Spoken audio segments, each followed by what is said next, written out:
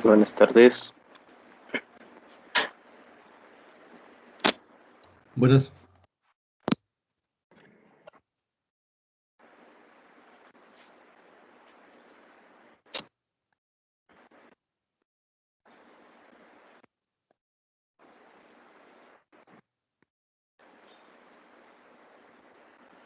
Vamos a seguir con la resolución de problemas del capítulo 5. De antemano quiero disculpar con ustedes porque van a venir a entregarme unos papeles en medio de la clase y tengo que firmarlos urgentemente y obligatoriamente. Así que en algún momento yo les voy a mencionar que me esperen un ratito.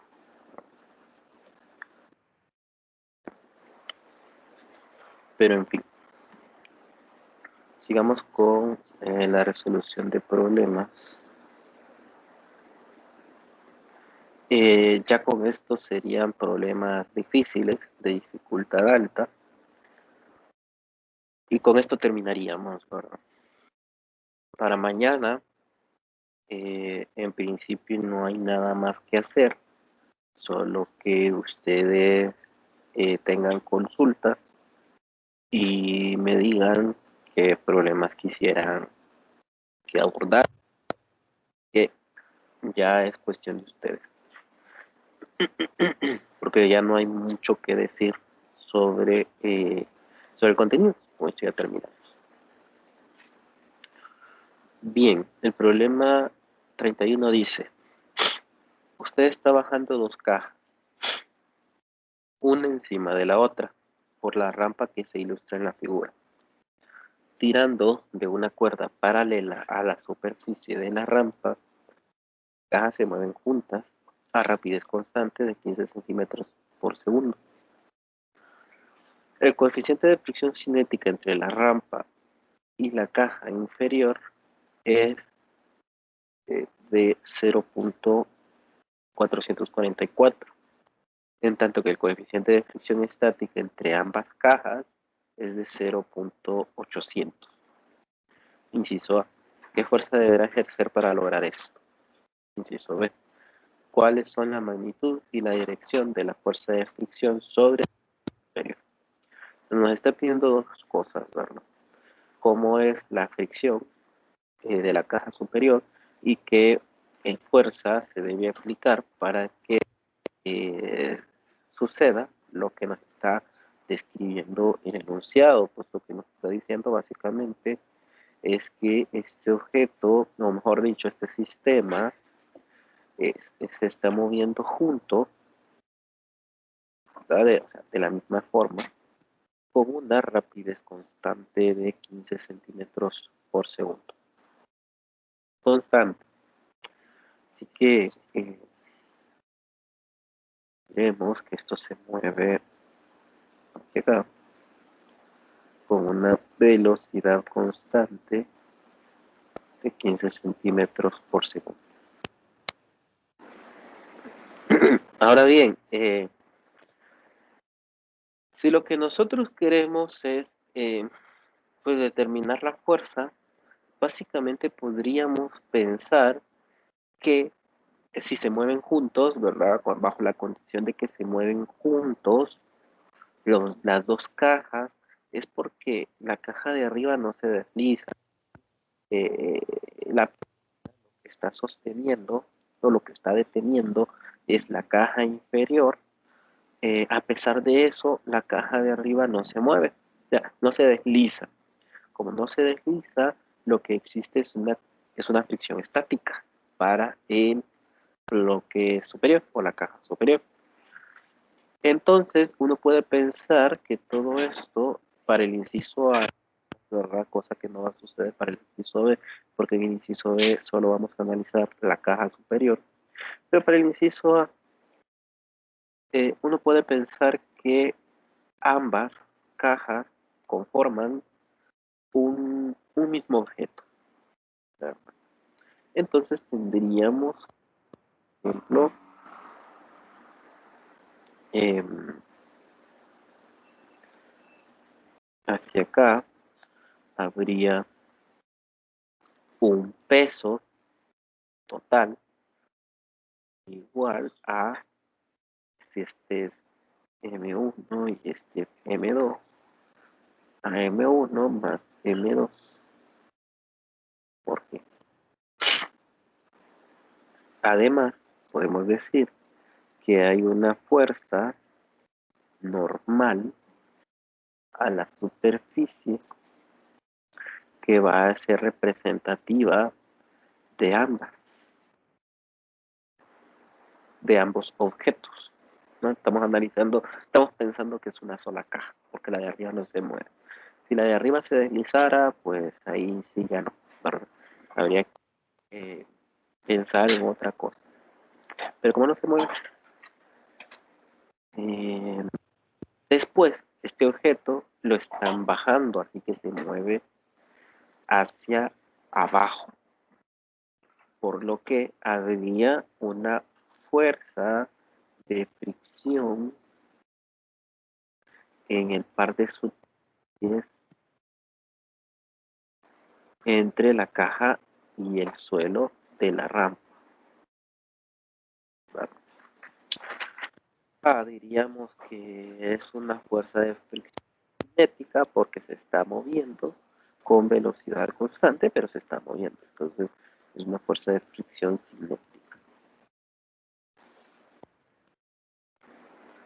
Y además, eh, para que este objeto no se deslice descontroladamente, sino que pueda bajar en este sistema, podamos bajarlo con velocidad constante, es necesario aplicar una fuerza que, como va sujeto con lo que sea que hay aquí, ¿verdad? Si es, bueno, no, nos dice que es una cuerda. Bueno, en realidad sí nos dice que es una cuerda. Entonces, aquí hay una tensión. Y listo. Pues ustedes podrían eh, dibujar esto en un diagrama de cuerpos libres y si sienten que esto es muy complicado, podrían, si sienten que verlo así es muy complicado, es cuestión de práctica, ¿verdad? Pero si no, pues dibujemos un diagrama de cuerpo libre, finito, tan grande.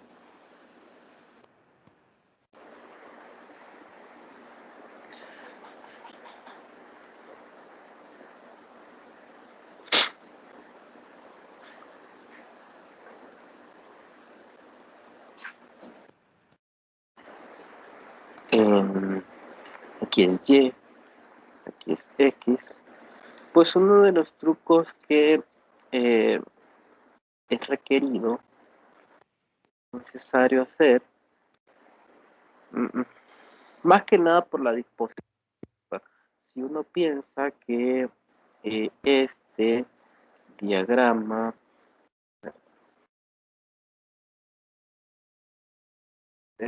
no lo puedo seleccionar solo esto.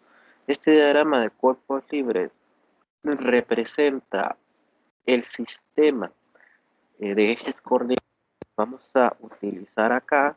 Entonces nosotros podríamos decir que la tensión va hacia aquí, la fricción también va hacia aquí, ¿verdad? Eh, en la misma dirección. También diríamos que la normal va así, ¿verdad? Y el peso hacia abajo. Y esos son todos los... Pues eh, una configuración de este tipo nos deja tres vectores en el espacio, en los ejes, perdón, y uno sobre un eje, nada más. Y a la larga lo que nosotros queremos es tener todos los componentes, ¿verdad? Todos los vectores eh, sobre los ejes, porque eso es lo que podemos sumar. Podemos sumar cuestiones que estén sobre el mismo eje. Es como proyectar algo que esté en dos dimensiones para poder sumar solo o operar solo los vectores que estén en esa dimensión. Entonces necesitaríamos pasar estos tres vectores a sus componentes, sacarles sus componentes. Si ahora yo les menciono que en realidad, o sea, yo escribí un sistema coordenado así.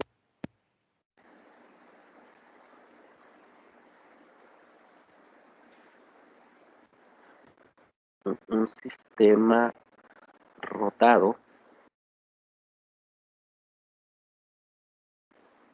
y además escribo y positivo en esta dirección y x positivo en la dirección donde se mueve el objeto. Entonces aquí sería x negativo, aquí más y aquí menos y. Si hacemos esto, notemos que los tres vectores que teníamos antes en los cuadrantes inmediatamente quedan en la misma dirección de x, perdón, en la misma dirección de los ejes. 2 sobre la dirección de x hacia atrás y 1 en la dirección de y hacia arriba. Y solo tenemos un único vector que está en un cuadrante. Esto nos facilita en la cuestión del cálculo de las componentes, ¿verdad? Este problema no podemos visualizar, tal vez, ¿verdad? Las ventajas utilizar un eje rotado, ¿verdad? En este problema no podemos utilizar todas las ventajas que tiene utilizar la rotación, que nos lleva a utilizar la rotación de los ejes. Pero ustedes pueden pensar también, no lo podemos ver del todo. Primero, la ventaja es que ya no necesitamos hacer cálculos de tantas componentes, sino solo de un vector. Lo siguiente es que si esto no fuera con velocidad constante, es decir, si esto se moviera con velocidad, imagínense que a la persona se le suelta la cuerda y los objetos se comienzan a deslizar por su propia cuenta, entonces habría una aceleración hacia abajo. En ese escenario, nosotros tendríamos un objeto, no es representativo del diagrama de cuerpos libres, ¿verdad? Pero tendríamos un objeto que se mueve así, ¿verdad? Con una aceleración que tiene componentes, así que hay que tenerlas en cuenta. Eso nos deja el hecho de que la sumatoria de fuerzas en el eje X será igual a la masa por la aceleración en el eje X y la sumatoria de fuerzas en el eje Y será igual a la masa por la aceleración en Y. Lo que estamos haciendo básicamente es agregando un escenario así, ¿verdad? Se los menciono porque lo van a encontrar. Hay más problemas sobre esto ahí en la lista. Entonces, lo que estaríamos haciendo si tomáramos un sistema coordenado trivial como este, ¿verdad? Común y corriente, es que le estamos agregando más incógnitas al problema, ¿verdad? Lo cual nos va a requerir de nosotros un mayor esfuerzo en el análisis del problema para poder determinar las incógnitas que estamos agregando. En el caso del eje rotado, la aceleración iría únicamente en dirección de X, por lo que esta sería 0 y esta sería simplemente MA, ¿verdad? Con esto estamos eliminando una, ¿no? Por lo cual es eh, siempre beneficioso porque tenemos que trabajar menos. Con esto trabajamos menos. Y dicho esto, las justificaciones de por qué se suele utilizar mucho si piensan que es un truco, ¿verdad? Está bien, girar o rotar los ejes de tal manera que, bueno, estén a conveniencia. Yo escribo el X positivo, podría dejarlo así, como X positivo hacia acá, ¿verdad? Nada más. habría ningún problema siempre y cuando eh, mantengamos la consistencia vectorial del problema, pero por costumbre eh, decidimos escribir la, la parte positiva del eje horizontal o del eje X en dirección del movimiento. Pero es una cuestión más, eh, digamos, de capricho, ¿verdad? Sí, sí, una pregunta. Bueno, es más caprichosa la cuestión que otra cosa. Ustedes podrían utilizar cualquier otra representación, siempre y cuando mantengan el sentido vectorial del problema. ¿Que se puede resolver si ustedes utilizan un sistema de referencia? Sí, pero es más difícil, es más largo. Están agregando más incógnitas al sistema, más allá de simplemente tener no solo la tensión, que ya de por sí es desconocida, sino que tenemos la tensión en X y la tensión en Y. No solo la fricción, que por el momento es desconocida, sino que tenemos la fricción en X y la fricción en Y. No solo la normal, que por el momento es desconocida, sino que vamos a tener la componente X y la componente Y. Agregamos dificultad al problema, a mi criterio, innecesariamente, ¿verdad? Con esto en mente, entonces, ya podemos dibujar el, digamos, los vectores del diagrama de cuerpos libres. Tendríamos que hay una fuerza normal que va sobre el eje Y, hay una fuerza de la tensión que va sobre el eje X, perdón, hacia atrás, como lo hemos dibujado es hacia atrás, y una fricción que también va hacia atrás.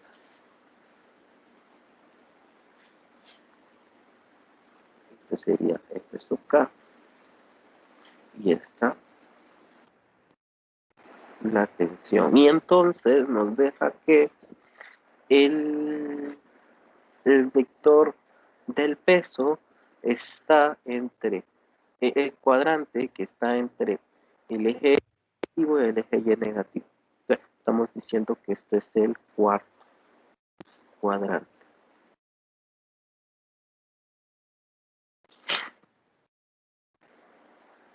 Ahora bien, ¿qué correspondencia hay eh, de la rampa, la inclinación de la rampa con respecto a la inclinación del vector eh, del peso? Pues en principio podemos decir que aquí está asociado un ángulo, vamos a traerlo para acá, un ángulo teta.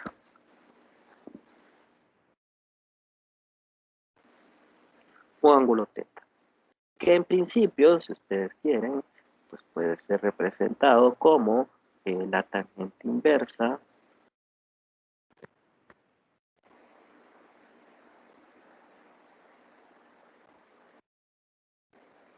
de ángulo teta, que puede ser calculado como inversa de este lado, de 2.5 metros, entre este otro, 4.75. Y entonces verificar que, pues, este, este vector, ¿verdad?, peso, está formando un triángulo rectángulo, más chiquito tal vez, va, un triángulo rectángulo con estas dimensiones, con estos lados. Eso quiere decir que es un triángulo rectángulo, entonces el ángulo restante es, pongámoslo así, ya que el dibujo no nos permite tanto, podríamos decir que este ángulo de acá en realidad es 90 menos teta. Pero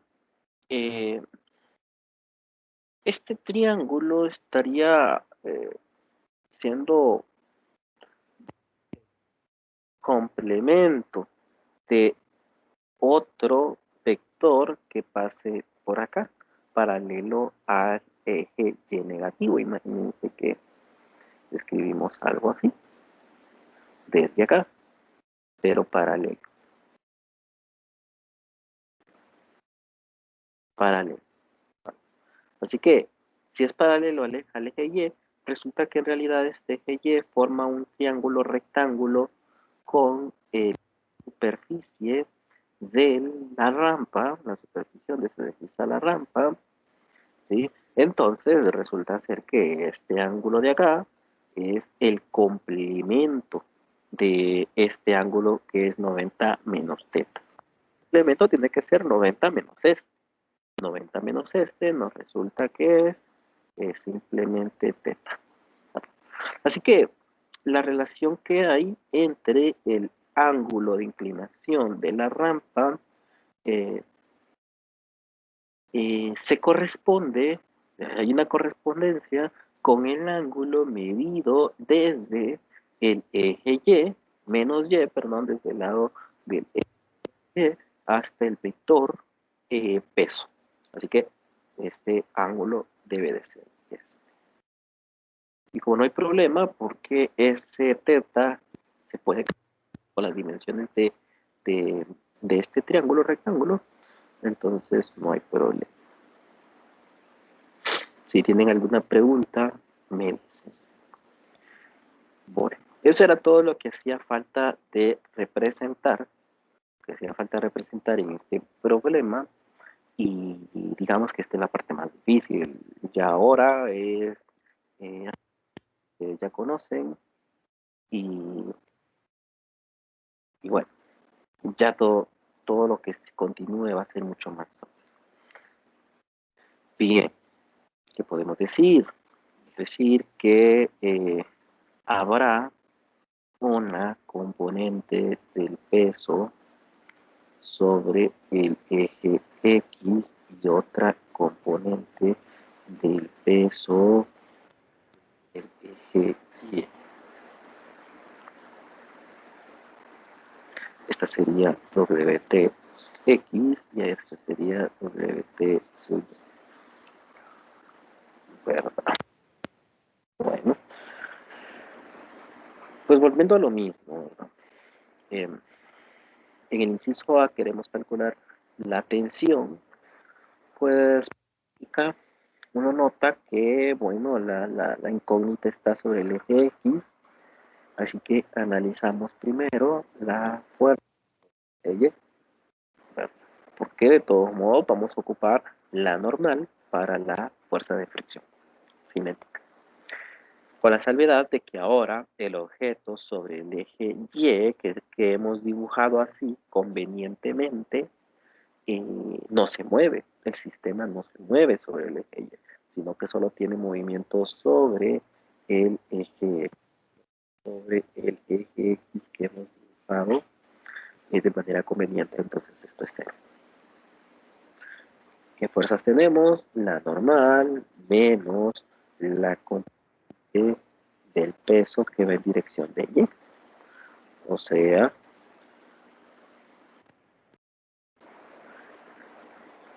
el peso por la función trigonométrica asociada a esta componente debe de ser el coseno, porque es el lado adyacente.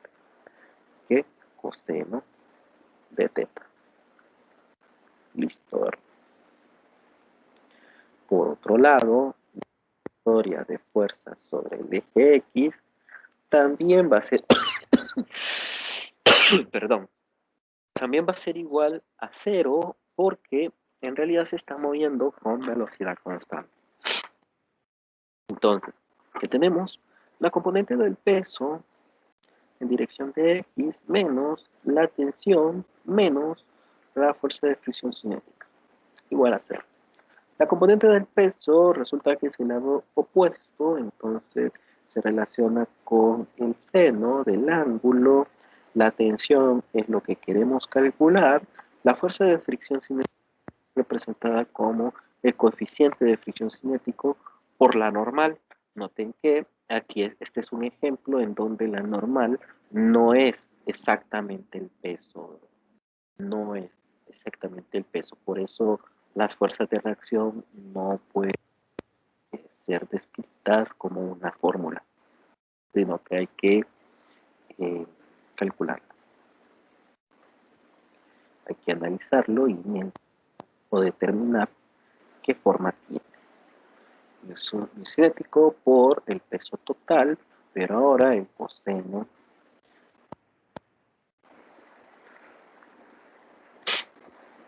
Bien, aquí si ustedes quieren lo simplifican, si no, no sacan el WT como factor común, no es necesario.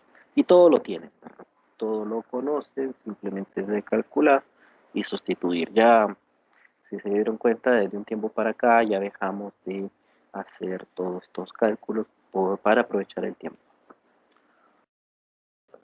Ya esto es algo que ustedes pueden sin dificultad. ¿Preguntas? Bueno, si analizamos el inciso B, pues si quieren, eh,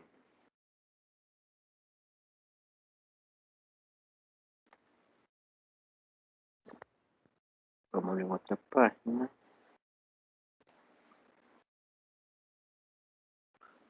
Ahora queremos analizar el inciso B.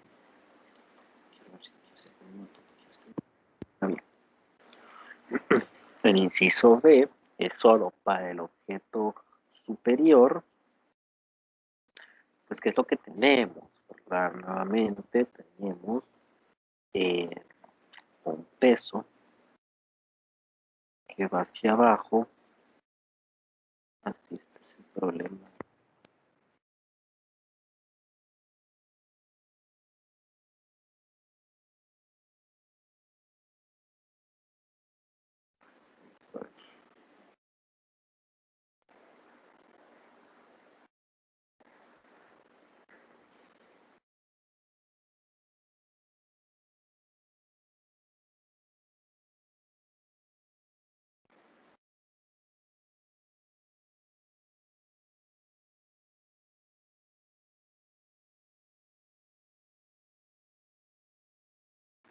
Visible, bloqueado. Vamos a ver ahora.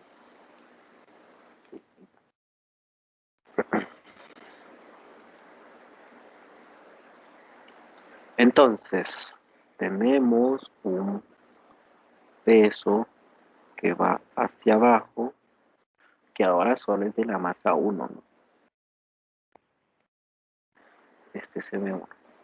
Tenemos una normal que va hacia.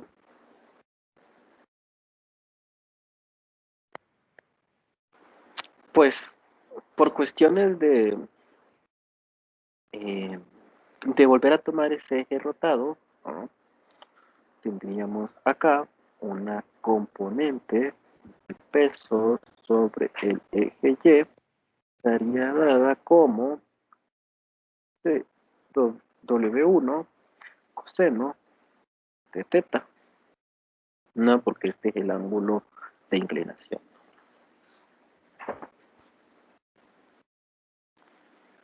Y además tenemos una componente del peso en dirección del eje X, que sería omega 1 seno de teta, de teta. Bueno, noten que igual sobre el eje donde hemos establecido el movimiento, resulta ser que eh, este objeto no se mueve, el objeto superior no se mueve, no se desliza, pero sí existe una fuerza, una componente de la fuerza que está contribuyendo o que está intentando mover la caja superior hay un intento de deslizar ese objeto, pero no lo consigue. Y no lo consigue porque, bueno, ustedes saben que por tercera ley de Newton habrá una reacción relacionada con la fricción estática que va a ir en dirección contraria a la tendencia del movimiento. Ahora bien, es común, especialmente que no asisten a clases, eh, por X o Y motivo, ¿verdad? El más decepcionante es el que siente que porque ya la llevó una vez o dos veces no necesita recibir clases. Ese es el más decepcionante. Pero bueno, eh, um, no los juzgo tampoco, ¿verdad? Solo es cuestión de, de saber en dónde está parado uno, nada más. Entonces, es común, es muy común de todos los periodos que el personaje o el estudiante piense que con acento es más que suficiente, ¿verdad? Y lo calcule con la normal que nosotros ya encontramos, que era WT coseno, pero ahora, ya que solo estamos analizando el objeto 1, la caja superior, sería el omega 1 por coseno de θ. Y esto, ¿verdad? Dan la respuesta. Pues déjenme decirles que esta no es la forma correcta de hacerlo. Ustedes háganlo, es bueno que lo hagan y se den cuenta de por qué esto no es. Porque es que en realidad, acuérdense que la fuerza de fricción estática corresponde a un rango de, de posibilidades. Rango de posibilidades. Así que la fuerza de fricción estática será menor o igual al coeficiente de fricción estático por la normal, en donde uno de los casos, uno nada más, es cuando es exactamente igual a mu s por n, pero ese único caso corresponde a la fuerza de fricción estática máxima, que bueno, que tiene la capacidad, que el objeto tiene la capacidad para evitar moverse, evitar deslizarse. Ese es el único caso. Y noten que en realidad no les está pidiendo la fricción estática máxima, ni el escenario está dispuesto, ni el enunciado está dispuesto como para que uno piense que es la fuerza de fricción estática máxima.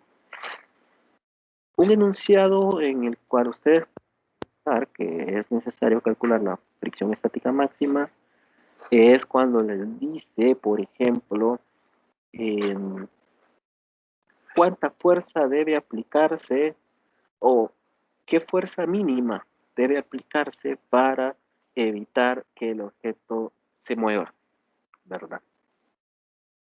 Cuando les colocan ese límite, digamos, ese valor asintótico de una fuerza mínima aplicada, corresponde pues a la fricción estática.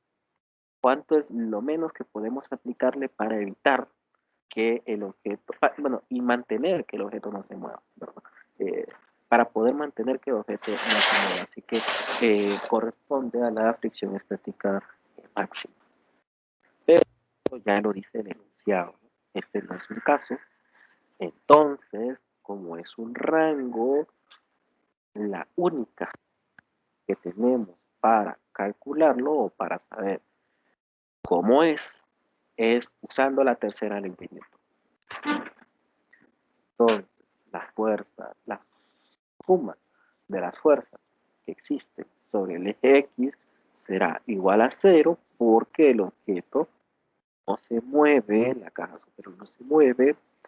Hacia adelante hemos escrito omega 1 o W1 por el seno de teta menos de fricción estática igual a cero. Entonces, la fuerza de fricción estática será igual a omega 1 seno de teta. Tercera ley de Newton, ¿verdad? Este es el caso en donde la tercera ley de Newton y simplemente calculan la fuerza de fricción estática de esta forma. ¿Verdad? Esta es la forma correcta de hacerlo. Esta no. ¿Por qué? Bueno, ya les dije, ¿verdad? En realidad este es un único caso de la fricción estática máxima. Y no es ese el escenario. Ustedes notarán cuando lo hagan de la forma en la que no se puede, en realidad este número, el número incorrecto será mayor al número denotado por la tercera ley de Newton. Preguntas.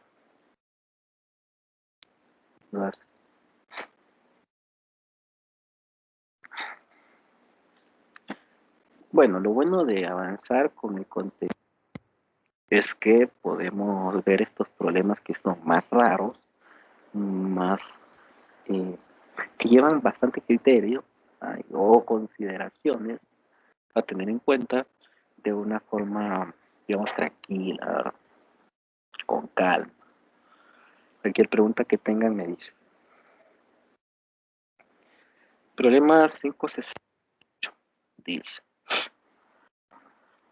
en la figura M1 es 20 kilogramos, alfa es 53.1 grados, el coeficiente de fricción cinética del bloque y la rampa es 0.40. ¿Cuál debe ser la masa 2 del bloque que cuelga si debe descender 12 metros en los primeros 3 segundos, después de que el sistema se libera del reposo? Bueno, este es un problema interesante porque prueba cuánto ustedes han, bueno, cuánto han hecho o qué esfuerzo han realizado para comprender el contenido. Y no solo el del capítulo 4 o del capítulo 5, ¿verdad? Sino todo. Que es a la larga lo que se debe hacer, ¿verdad? No, si bien es cierto, en matemáticas estamos acostumbrados a que se aprenden técnicas y en algunos casos seguimos utilizando lo de 110.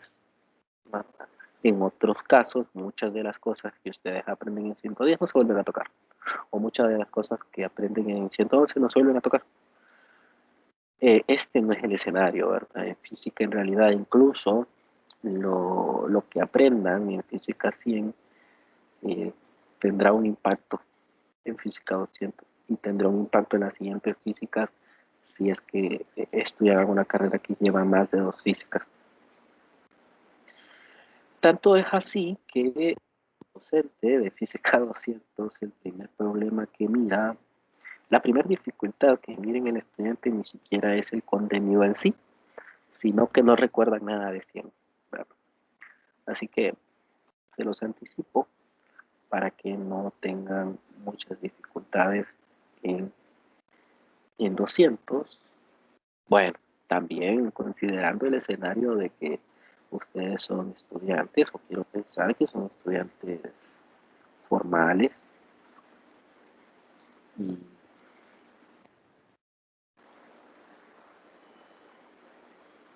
y con un amor a la prueba de todo, ¿no? Bueno, caer en cosas que atañen a nuestro país, como procesos de corrupción. Entonces, el problema dice que tenemos un objeto M1 de 20 kilogramos, ese ángulo de inclinación de esta rampa es de 53 grados, el coeficiente de fricción cinética, este que había aquí, entre la caja M1 y la rampa, la superficie de la rampa es de 0.40 y dice que ¿cómo debe de ser la masa? 2. Si se requiere que descienda 12 metros, o sea, esto, 12 metros, y lo haga en 3 segundos. Para que baje 12 metros en 3 segundos, después de que parte del reposo, así que tendríamos que esta es una velocidad inicial igual a 0. Bien, pues nosotros podríamos partir, ¿verdad?, del escenario en el que sabemos cómo están dispuestos los vectores, hacia abajo habría un peso, hacia arriba habría una tensión, ahí, ¿verdad? Decimos que es M2G, de hacia arriba la tensión del otro bloque, pues lo que tenemos es la tensión eh, hacia arriba,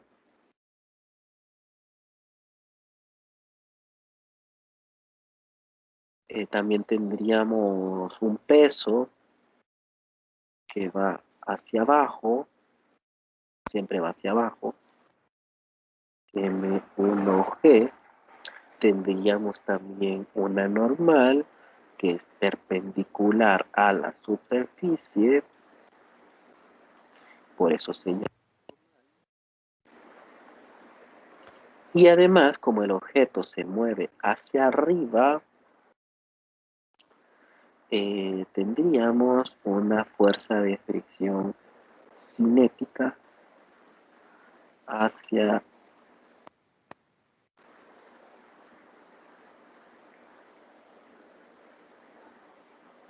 Eso es todo lo que tenemos, ¿verdad? Ya esto lo podemos dibujar rápido. Bueno, porque ustedes ya lo manejan. Ahora bien, ¿qué sucede? No nos dice nada más sobre el tipo de movimiento. Lo que sí nos dice es que se suelta del reposo, ¿no? Así que comienza a moverse. Si se suelta del reposo es y además comienza a moverse, es porque va a haber un cambio, ¿verdad?, en el comportamiento del, del movimiento en sí, de todo el sistema. Pues la única forma que nosotros podemos pensar con lo que sabemos hasta ahora es si parte del reposo y esto se mueve es porque la velocidad cambia. Si la velocidad cambia, el único escenario que tenemos es que cambie con una aceleración constante. Eso es lo único que hemos visto, ¿verdad?, que es lo que podemos pensar. Así que este objeto se va a mover con una aceleración hacia arriba y este objeto se va a mover con una aceleración hacia abajo. Yo les dibujo las aceleraciones, pero recuerden que en un diagrama de cuerpo libre solo incluimos las fuerzas, por lo que en realidad esto no es necesario tomarlo, ¿verdad?, en la sumatoria. Pero se los dibujo para que sepan cómo van, hacia dónde va. Este objeto se mueve con una aceleración hacia abajo. Ahora bien, vamos a notar, además, aparte de que tengamos dispuestos los ejes rotados, acá X, ahora tendríamos X positivo hacia arriba, convenientemente, solo porque así me gusta, ¿verdad? Es una cuestión de capricho, no, ustedes pueden hacer lo que quieran, solo porque así me gusta, X positivo será hacia arriba y Y positivo será en dirección de la normal, nada más. De tal manera, si quieren dibujar, bueno, vamos a dibujarlo así.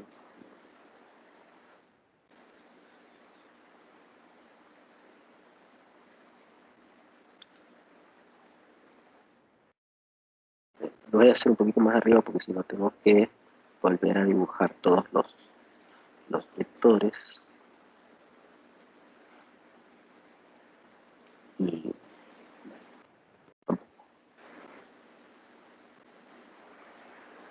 pero ustedes saben, ¿verdad? Solo lo dibujo así un poquito más eh, separado, no exactamente encima, pero ustedes saben que se pueden escribir los vectores sobre los X. Sería menos X, y aquí menos Y. De tal manera que este ángulo de acá es alfa, ¿verdad? Es el mismo alfa. Esto ya lo dijimos, ya lo analizamos, ¿verdad? Así que ahora podemos decir rápidamente este es alfa. Pueden volverlo a hacer si quieren, o hacerlo en cada vez que quieran. No hay problema, pero la idea es aprovechar el tiempo. La sumatoria de fuerzas sobre este eje va a estar igualada a 0 porque el objeto se va a mover sobre este eje. La sumatoria de fuerzas sobre este eje va a estar igualada a la masa por la aceleración, pero la aceleración no la conocemos. Y la sumatoria de fuerzas sobre este eje también va a estar igualada a masa por la aceleración, pero la aceleración no la conocemos.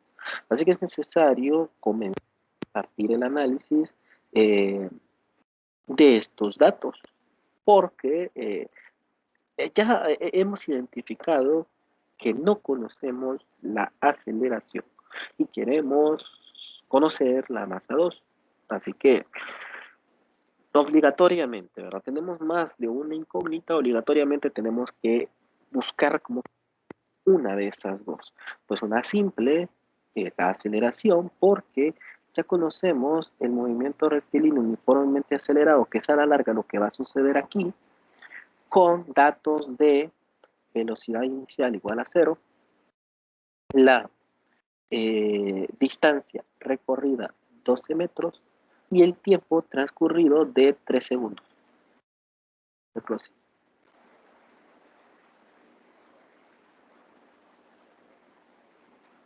Ahora bien, esto es un movimiento vertical, ¿verdad? Pero el hecho de que sea vertical no significa que sea caída libre.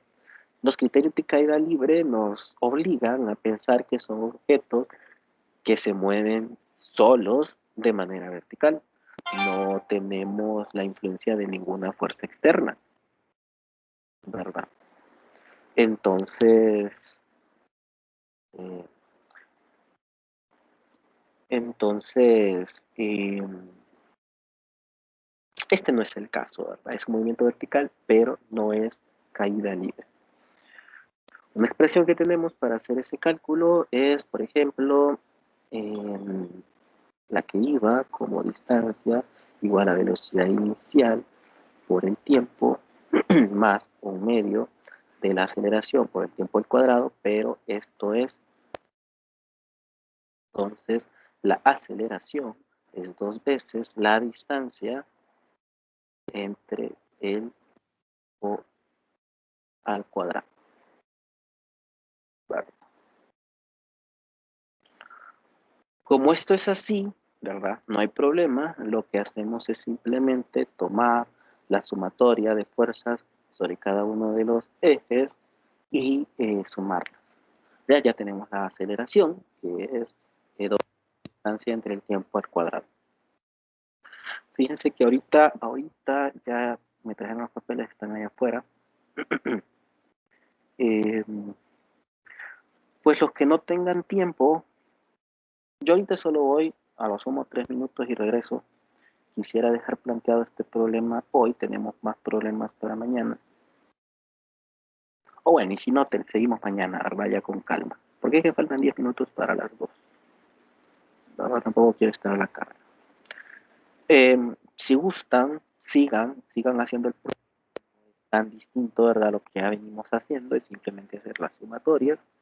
Digamos que lo más difícil ya lo hicimos, que era recordar que el objeto se va a mover con el movimiento rectilíneo uniformemente acelerado y la aceleración va a ser calculada de estos datos extras, ¿verdad? De estos datos extras. Ya que conocemos la aceleración, ya podemos hacer con calma el análisis de las leyes de Newton. Pero bueno, lo vamos a hacer mañana.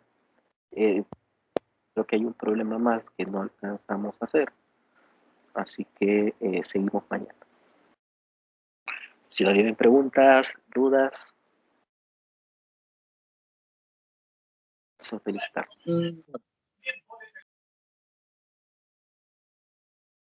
¿Tiene preguntas? No le veo. Mañana vamos a hacer como ejercicio, ¿verdad? Sí, sí, sí. Preparen los que ustedes tengan dudas, ¿verdad? ¿Tenemos Si nos dudas? da chance, exacto. Si tenemos chance, los hago. Y si no, pasado y así, ¿verdad? Tenemos varios días. Bueno, está bien. Hasta buen día. Bien, feliz tarde a todos y nos vemos.